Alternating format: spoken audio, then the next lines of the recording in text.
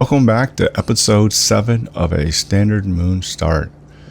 Here we are just returning to the base, and we'll do our maintenance items of swapping the waste tank. We'll take off our helmet, then our suit. We'll go ahead and put on our headlamp. Yeah, I actually put a note for myself for the next episode to set up an Omni transmitter, and I can put a Omni battery in the headlamp, so I don't have to spend time swapping batteries anymore, and that will solve that issue. Go ahead and make some lockers here.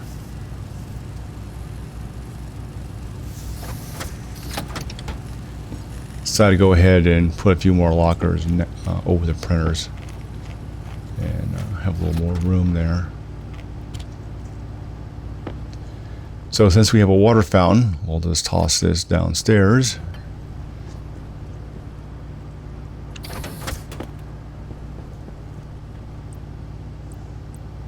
Yeah, I really hate kind of blocking that view. We'll call this sort of the construction side of the area, the base. Continuing, man, this goes through a lot of iron. So I need to go out and do some serious iron smelting, or iron mining and smelting, so I can finish up those 7 rows of hydroponic units. And that's going to be more than enough to do manually. Grab those seeds.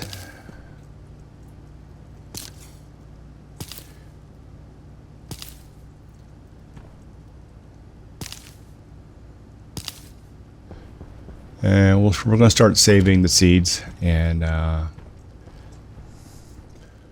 way when we expand the hydroponics into a new area with robotic support, then we're full automation. We'll just use the seeds for that.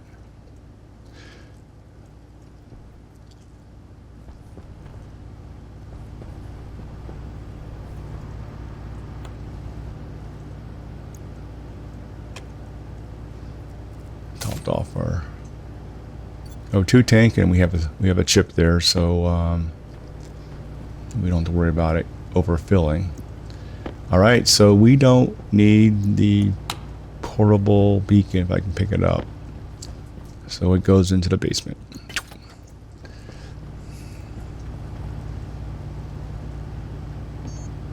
Because we have the beacon up on top, so we'll just leverage that.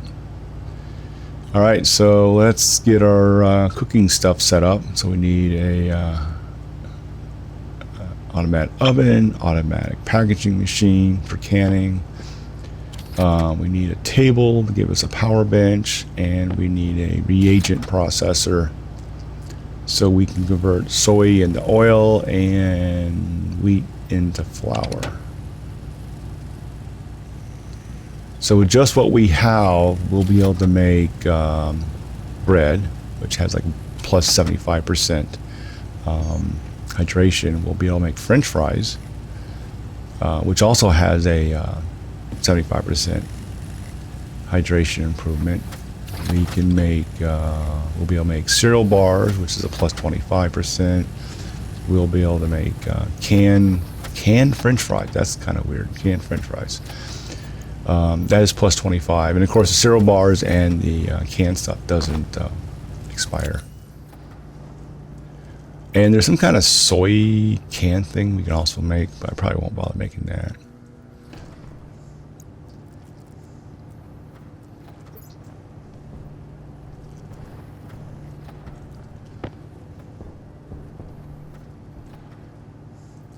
All right, so we're getting to the point that, as we put more and more plants in here, keeping up with the CO2 demand becomes problematic, and what I'm dumping from my waste tank is not going to cut it here.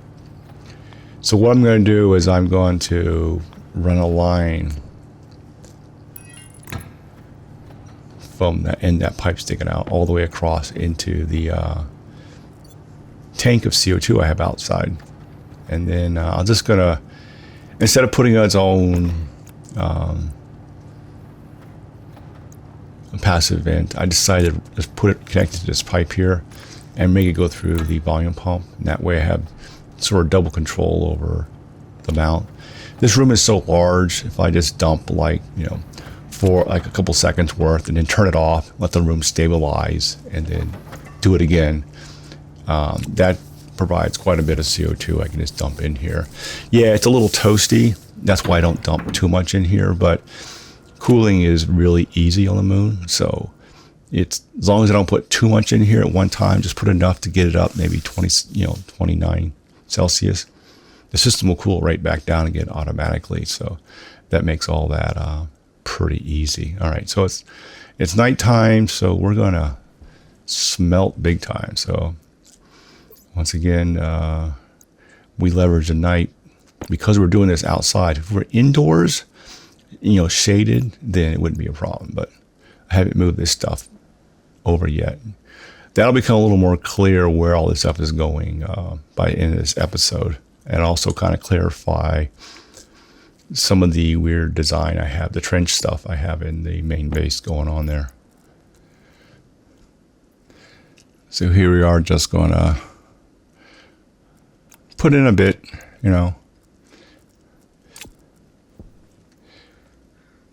And the cooling down effect really is almost a positive for the moon, because we have tons of oxide and volatiles. I could probably play up to like episode 200 just off mining oxide and volatiles. There's just so much on the moon. And then, we can get nice and hot. We make whatever we need to make. And then when we're done, we just dump it back in the tank so we can extract the CO2 and any nitrogen that may be in there, and which is a plus. So we actually need to burn, especially initially, the keep the furnace going just so we can generate carbon dioxide. And it's really not that big a deal. You just toss them in there and boom, it's hot, and then you're ready to go. So this is, as far as I'm concerned, a pretty easy setup. Especially when you switch over to the advanced furnace and you can just use its pumps, and it pumps pretty darn fast. Here, I make sure I get so what happened is I grabbed a sub 50 iron, unfortunately. Wasn't paying attention, and I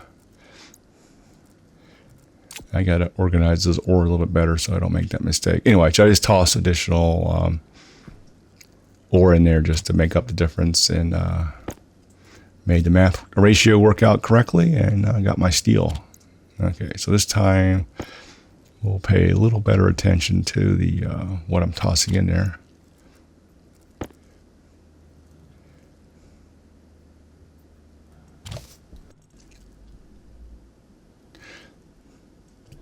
At some point, I'm probably going to have to make some more alloys. I still haven't made all the super alloys yet. Just not been a big demand for it. So making a buttload of steel here. So the steel is needed for, if I fall off the edge here, two reasons. One, we need the steel for some big base expansion, which will come up. The other thing, a number of the super alloys require steel as one of their components. So sort of planning in the future there.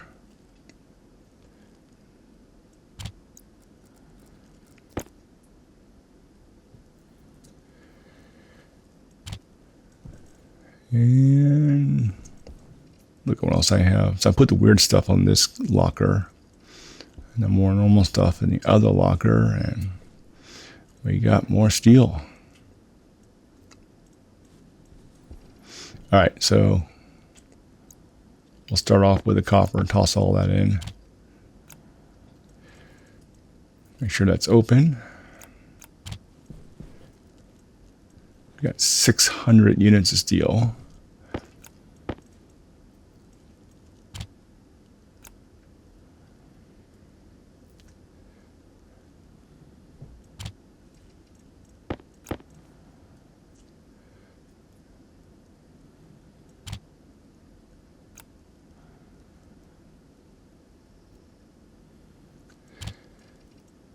Yeah, I really think about too. Need to think about putting some chutes on here. I actually stopped the voiceover and wrote some notes for the next episode to put some chutes on here. And that way I can kind of stack it up and not kind of desynchronize me a little bit from the wait for it to load.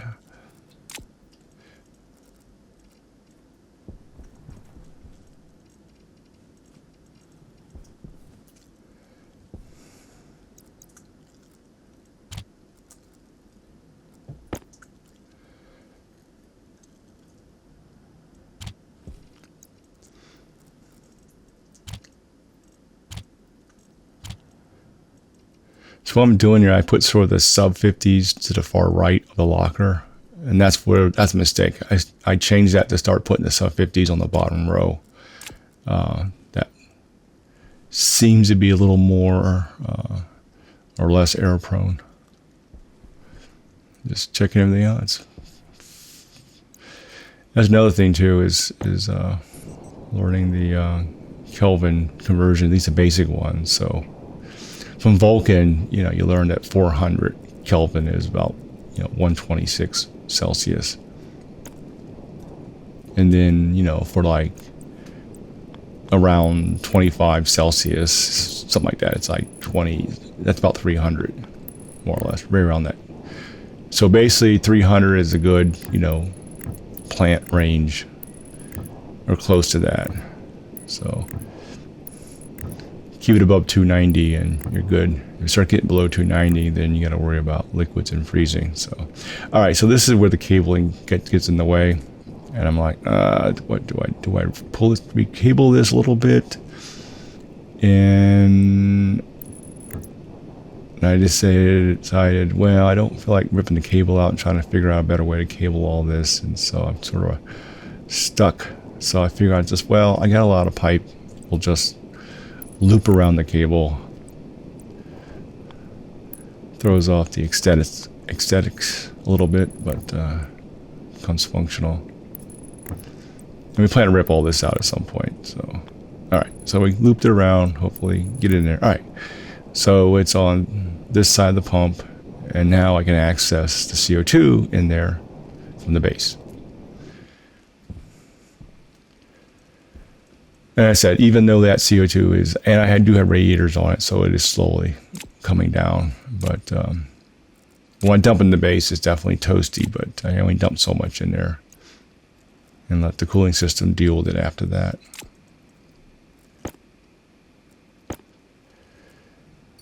Okay, grab a bunch of stuff.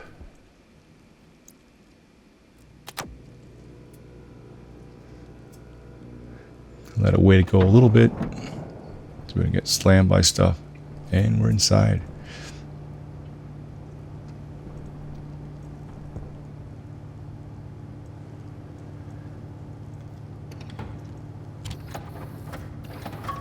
What I did is I'm looking for one that didn't have too much in it, so I can throw my steel in there and break that up into 50s and make a mess.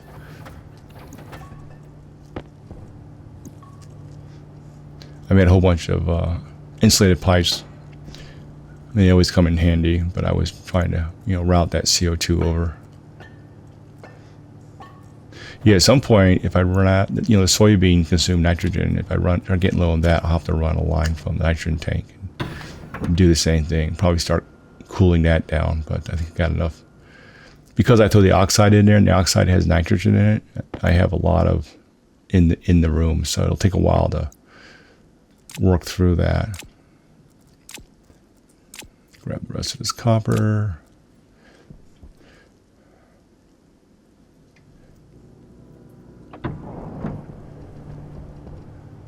Yeah, a little cooling system. I mean, it just keeps up with this room without a problem. All this room, all this stuff in here.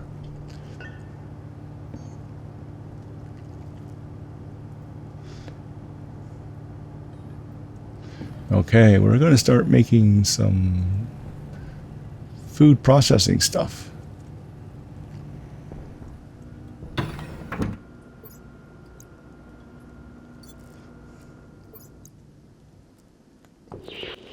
And while it's running, we're going to make a quick mining run since we pretty much exhausted. We need a lot more iron for hydro trays. And, they just go through iron like nobody's business. So I'll go down here. And once again, I fly out a little bit. I think I forgot to turn beacon on, but I didn't go that far, and I flew in a certain direction, so I could just come back that way. So I'm just prioritizing iron, and here I found some cobalt, so cobalt is. Oh, so let's talk about special stuff. So if you're starting a scenario, Moon, Mars, whatever, and you come across, lead, nickel, silver, something, those core ones you sort of need early on, which is like silver, nickel, and lead. Even if you got to toss out iron and copper out of your inventory, mine those out as much as you can, because they can be hard to find when you're looking for them. So you stumble across, lead, nickel, or silver while during that first week, and you're just flying around buying. I don't care if you got through everything else out of your inventory. It's worth it to keep those, because I lucked out finding that nickel, but when you start hunting for it, it's not easy. Now with the sensor lens, it's a piece of cake. But before that, if you can get the color ore scanner, I believe the key ones is white. The nickel and cobalt are white, and so that helps to help track those down. Now the silver shouldn't be too bad, because on the moon you should be able to see it, shining in the sun if you kind of look around. Hopefully you find some on the surface for the silver.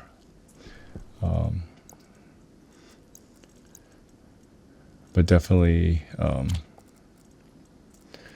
that's probably the toughest thing about the moon scenario. If you get lucky with certain critical ores, you get enough of the critical ores, and then you got enough to make upgrade printers and then make sensor lenses. Then after that, it's a piece of cake.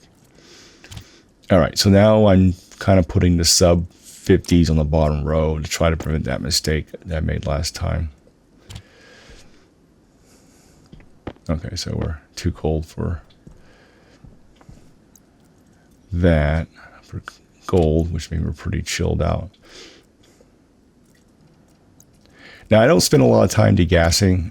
I just throw, more volatiles and oxide at it because I have so much. So I don't really bother. Now, if I was doing a super alloy, I think stellite, which requires very high temperature, in that case, I would degas everything and have it all ready to go, and then fire that furnace up nice and warm and get it going.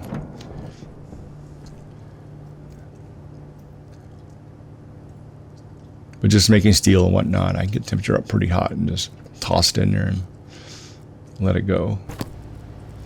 Okay, so let's pull off our. I haven't seen a single hygiene warning so far. I mean, we have a lot of pros going for us. We're playing on normal mode, which helps. We're in a standard EV suit, which helps, and almost everything to work with is inside, so we can pull our suit off while we're inside here, which also helps.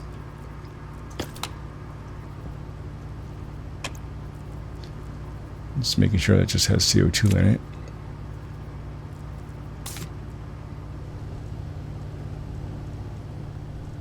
What a mess.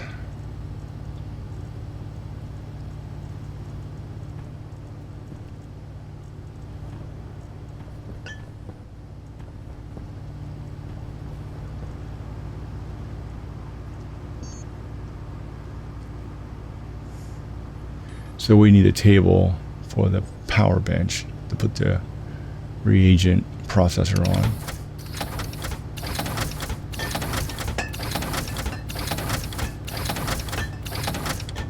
Surprisingly, we need iron.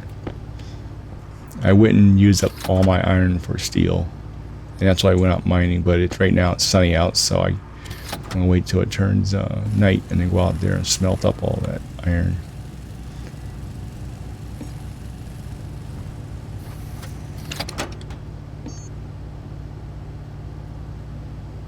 and we're not going to do full automation up front. So we're going to have no microwave, no basic can maker thingy.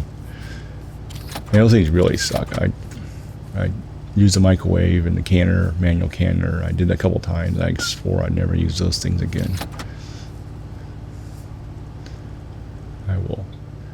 I will just starve to death and terminate the scenario before I use them again. Horrible experience, in my opinion.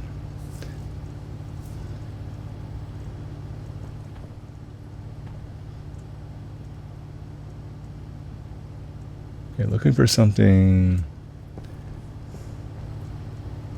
and it's right there.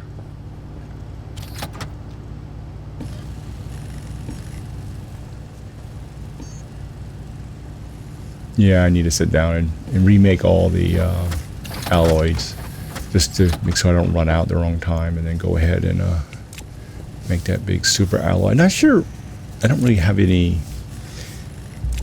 big uses of super alloys right now.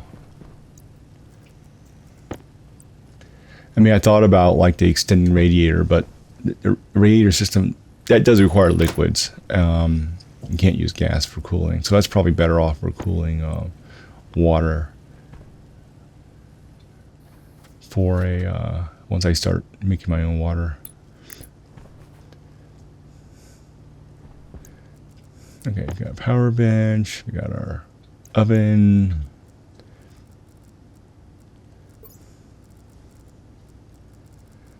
Find the wrench, clamp it down.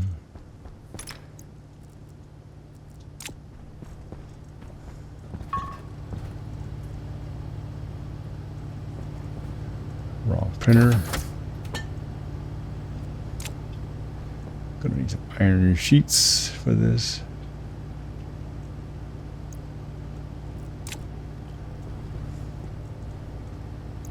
At least there's some iron. Get some cables. We got plenty of copper, so making more cables is not going to be a problem here. Okay. Just print a bunch of more of those up.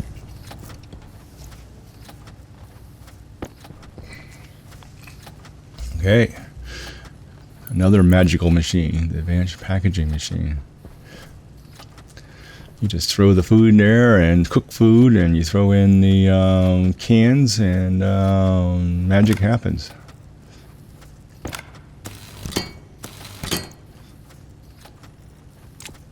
So at this point, we can make canned French fries.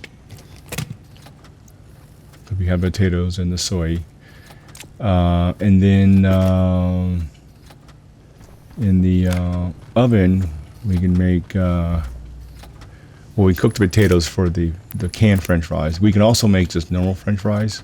So we just need soy oil for that, and potatoes, and cook those up in the oven, and gives us French fries. And then they will spoil because they're not canned, but they're plus 75%. So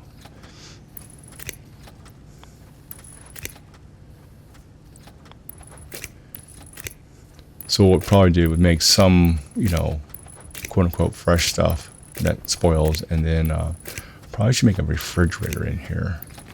That would probably help.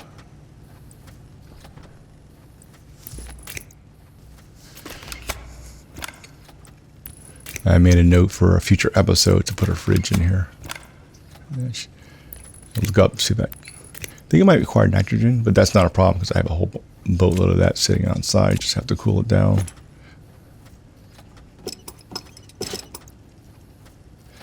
So I have the bench back, and I figure I'd even it up with the other printers. After doing that, I like it better where it was at. So I think I might. I don't move it back in this episode. I just kind of, didn't want to mess with it again. So I'll leave it there for now. But I think the first place was better off. And none of this will be automated currently. We're just going to go ahead and just power them up, and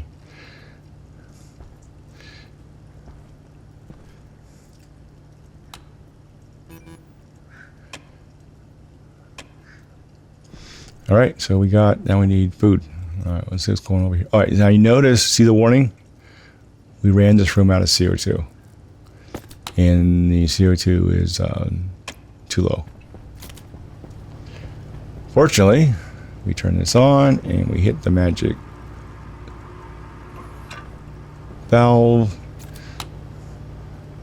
We flood the room with a whole bunch of hot CO2 and we close that, and you saw the room temperature spike a little bit, but it's coming back now because there's so much gas in here. So down to 26. So I had it open for like 4 or 5 seconds and got the CO2 way up and only spiked it a couple degrees.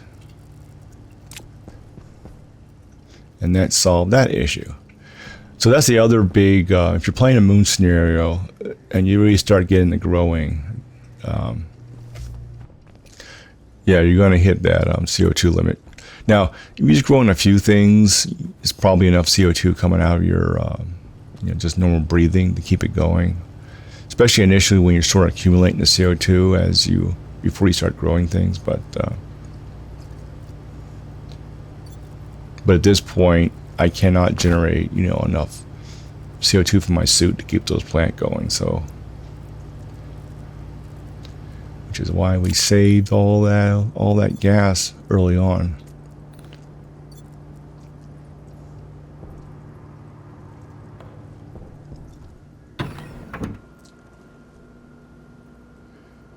A little extra crap in my inventory here. Okay, so we're going to turn that off. Make sure these are both on 0 as a safety factor. And it's nighttime, so we can smelt that off, all that iron, and that'll allow us to go ahead and make a lot more trays. Then go ahead and speed this section up. So we're going to do some 3x smelting here.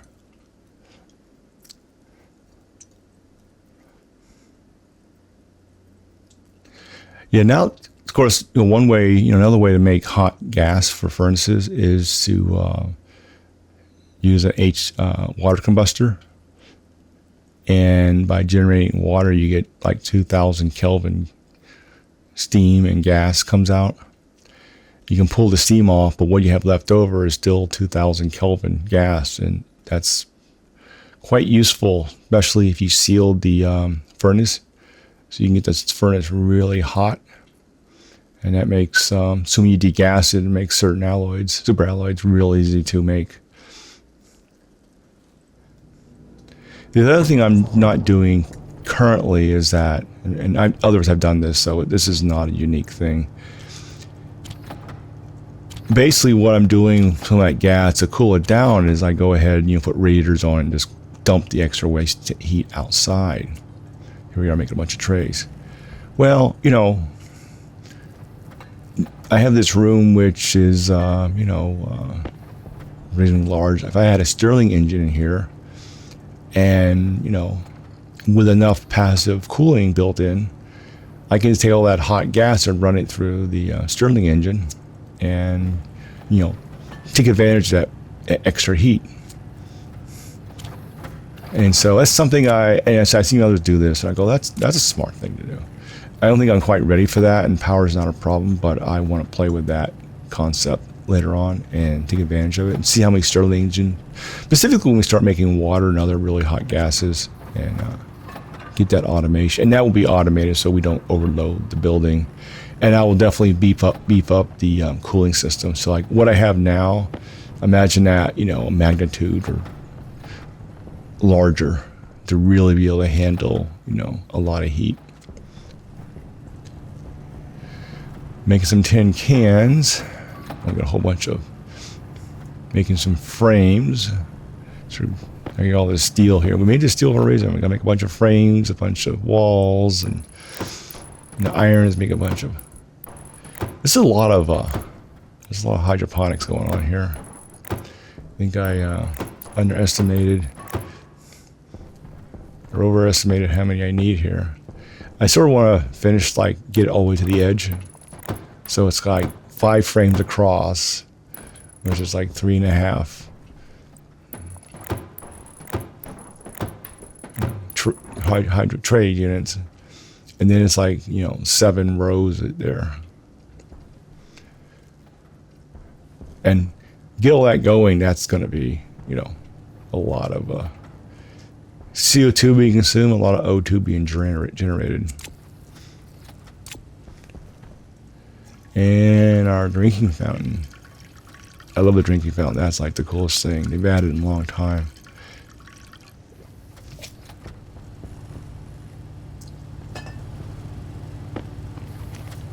Too lazy to turn on my headlamp.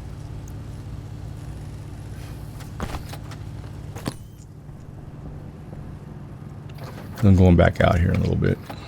All right, so we got some steel frames, steel sheets, got stuff printing.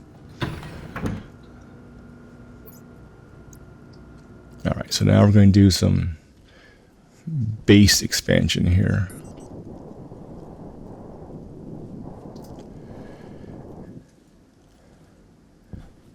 And I'm trying to avoid not having the whole place look like a crater. So I kind of this little opening in the back there. So I leverage that to sort of tunnel my way under the base.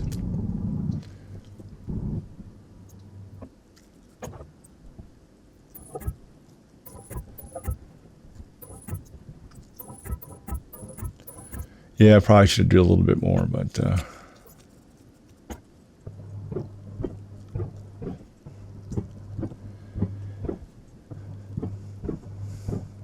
yeah, so basically what I'm doing here is I'm basically building a room under the main base, and so to expand the base, I'm going to go work my way down.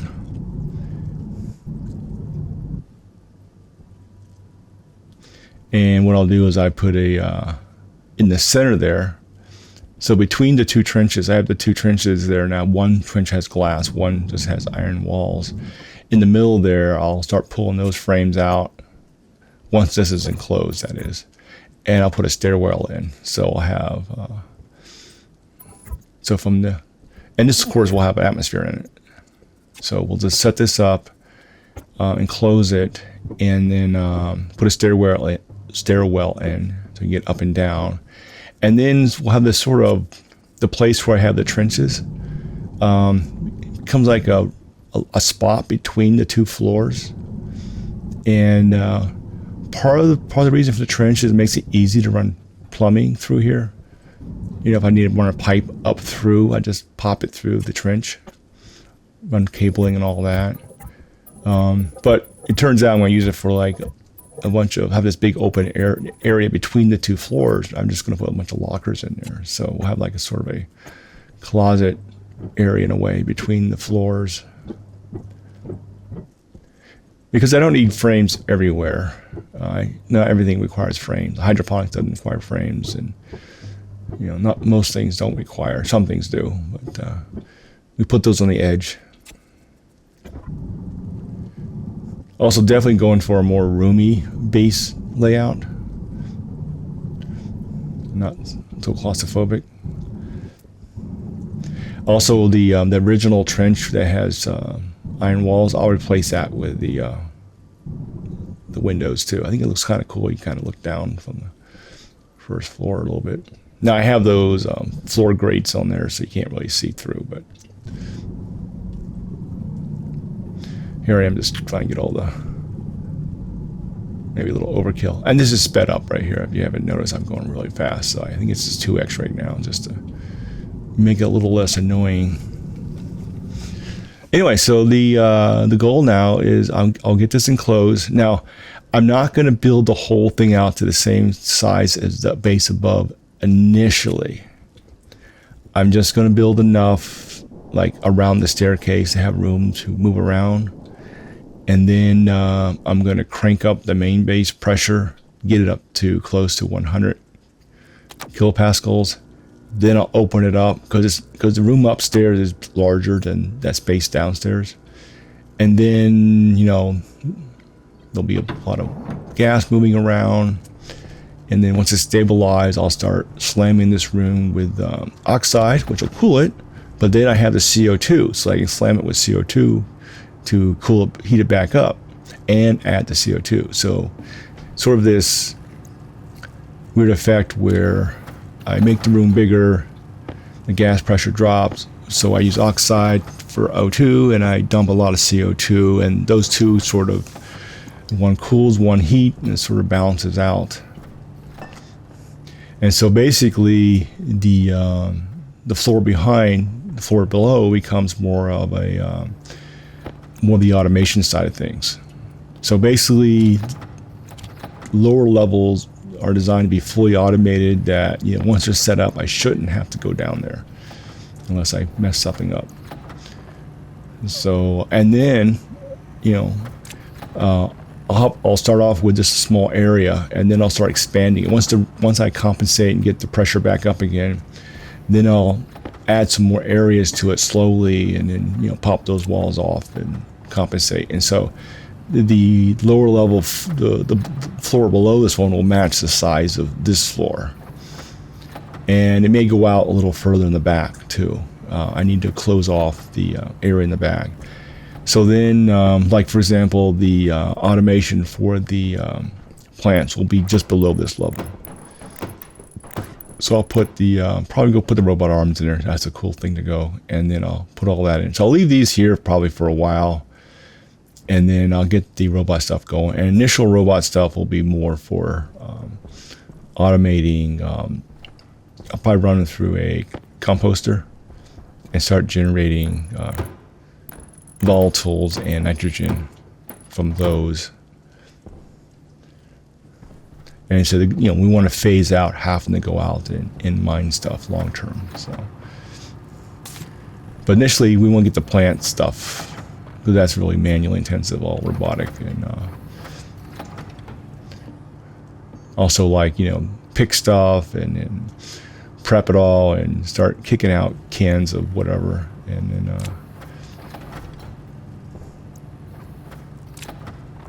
then of course, you know, that the cooling system I'm looking at right now, we'll move that into a lower level, so it'll be hidden, and I'll probably put one on each side of the base, and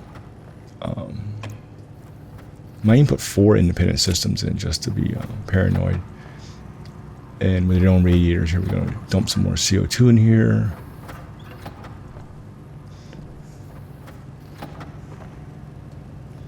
It's a little on the warmer side, but we're actually still in the ideal plant range.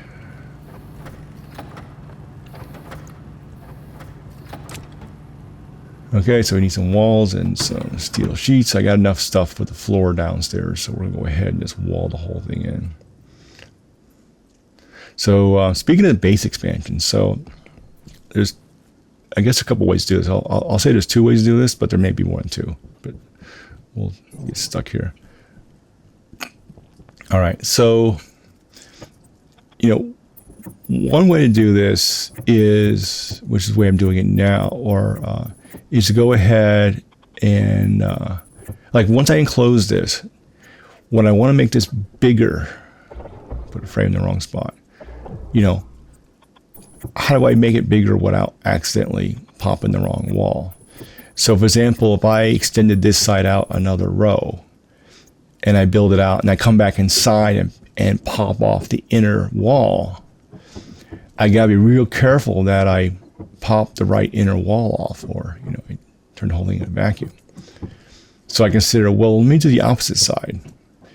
If I'm on the outside, let's say I'm on the outside of this, and I enclose a small area while I'm outside this room. So I'm sitting in a vacuum, but I know where this base is at, because, you know, it's here. So say I add a row, I enclose that, I'm inside that row. So then I open up the wall into the base from the other side. I figure that's safer, because I know the room I'm standing in I enclose, and I know that wall on the other side of me is the base, so that means I'm not doing the wrong wall, because any wall is the right wall if I'm on the outside, and I'm standing in an enclosed environment. So that's what I'm going to do, is when I expand this out, I'll go on the outside of this, you know, build out the floor and more sheets, and then once I'm satisfied, I enclose a small area, then I'll just pop a hole, walk into the base, and then and do that. And we'll slowly just keep expanding the base. And then as we do it, of course, we'll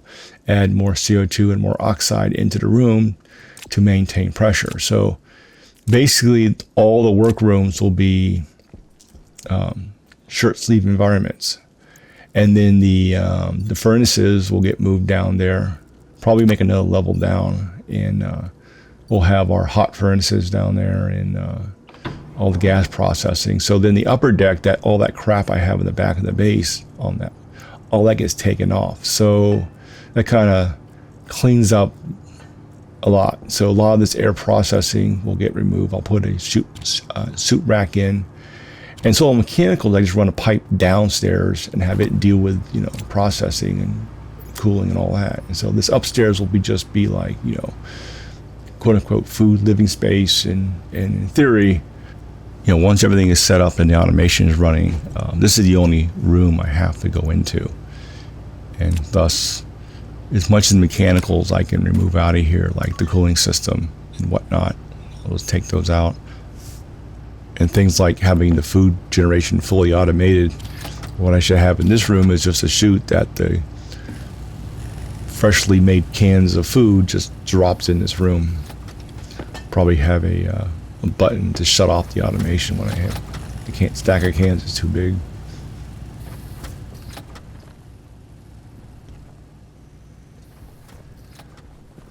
That's a lot of growing stuff. Looking around. So when I want these seed, then I want to save the seeds at this point and just replant. Either replant the soy, half the soy, and the other half I'll use for cooking. So I go ahead and just yank all these potatoes out. Now we have plenty of cereal bars. We have a whole bunch of cereal bars still on the shelf, and so we can actually have probably another 6 weeks of game time before we even have to make food.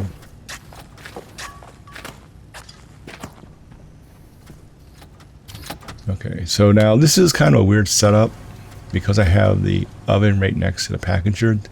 When those potatoes come out, they'll fly directly into the packager, which is what I want because I want to make canned French fries.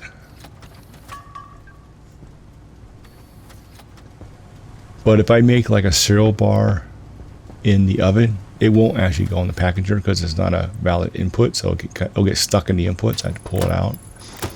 So it's sort of this dual mode thing, and kind of a weird setup, but we'll go with that.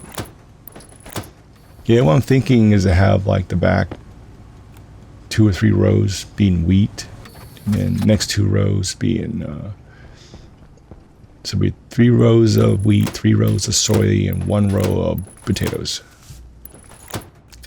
Although it's going to be way too many plants to pick.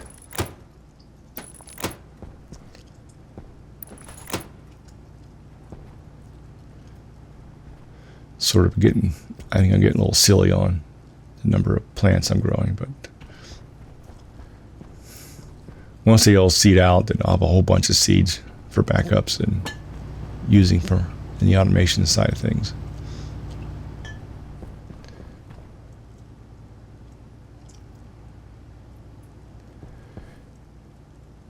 Well, at least they're all happy. The just using the moon, on the moon, just using the sun, natural sun, seems fine for growing stuff. I mean, it's, sure the night cycle is a little longer, but, you just throw redundancy at it and, you don't need super optimal efficiency there. But it's simple. You just lay them out there and not worry about all that timing. All right, so the placement of the water fountain has been bugging me. So we're going to move that over. It's a little too far. I don't want to hang it on the wall. I assume it's insulated. I can run insulated pipe because I want to be careful of that wall and have heat go out or heat, stuff cool down. So I'm still keeping it off the wall. I would assume it's insulated by default.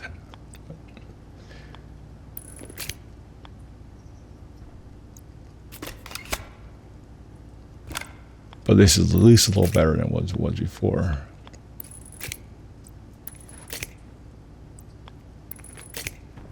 And perfect. And we'll go up and clean up some of this wiring here. Keep the base tidy.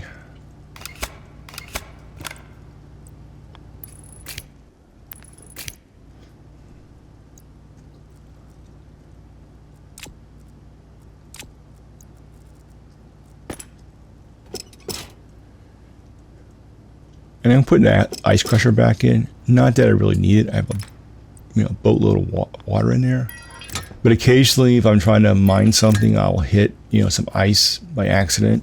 Trying to get something else next to it, and I just want to dump it out of my inventory and do something with it. So, I don't feel right about just tossing it outside. So, what I can do? I mean, it's not like there's any shortage of ice, but so run all the way down. This is a nice part of having all this stuff inside that you go back and forth, go inside, outside, inside, outside.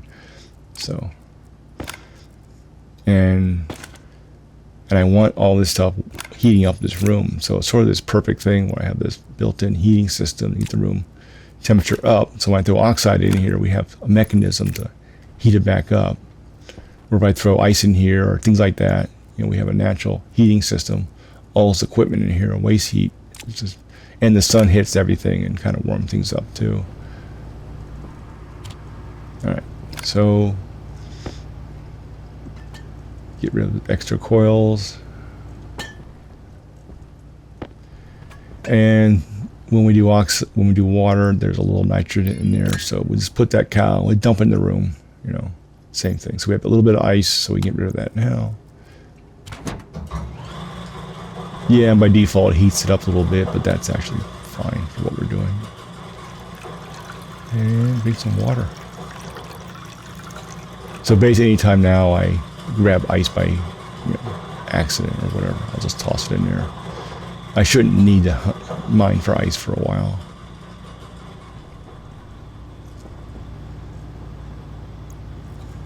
I need lights in here too. All right, so we got plenty of O2, plenty of CO2.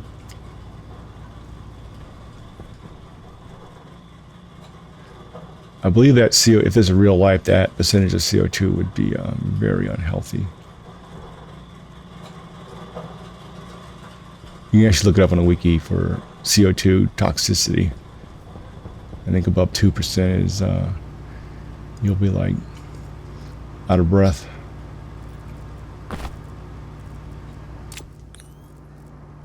Because CO2 makes you breathe, not O2. You run out of O2. Unlike the movies, when you run out of O2, you don't know it. You just pass out when your O2 level drops too low. But there's no indications. There's no way to tell your O2 level is dropping. We actually had a guy on a scuba trip. They tested that. And he was on a rebreather, which pulls all the CO2 out. And what the trick was, they would turn off his O2. And he was without him knowing it, and he's just on the boat, not in the water. And he was indicate when he felt the O2 was too low. He never indicated. He just passed out. Note: do not do this in real life, which this guy did. He was kind of crazy. That's a very bad thing to do, to cut off your O2 supply and pass out. Now they did have EMTs there, and they did, take the thing off his face and bring him back, but. Not a good thing to do. All right, so the locker looks good. So anyway, yeah, so it says if you run out of O2 in the real world, you don't know it. And the CO2 going up is what makes you breathe. So if the CO2 goes up with plenty of O2, you're still going to think you're out of breath. Turn on the beacon this time. A little science trivia. All right, so what we're going to do now, I love that sensor lenses, yeah. As I'm all out of oxide, I'll go ahead and mine a little bit more so we can do another future mining run. We don't need too much. A bunch of iron, so we're gonna building all those trays is definitely putting a load on my iron supply here. So we'll get a lot more of that. Should be good on steel. And the copper's right here, so we got a lot of copper actually, but it's right here, so why not?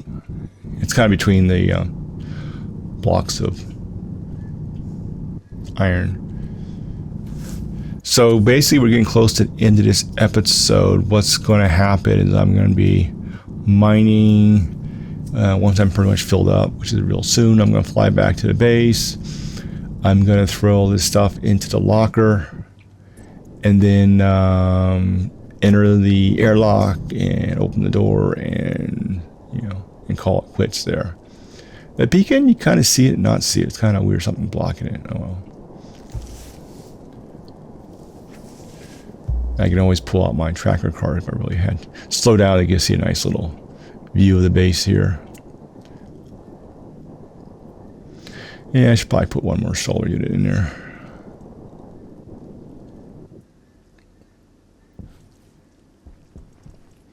And we'll just do a little battery maintenance here while we're here. Don't want to be out mining and have my mining tools run out. And we'll just toss all this up here. And we will call it an episode. So we got a whole bunch of irons, so we can smelt that out in the next night cycle in the next episode, and that should allow us to make enough trays to finish up the those 7 rows, which is a bit excessive, but just how we're going to do it.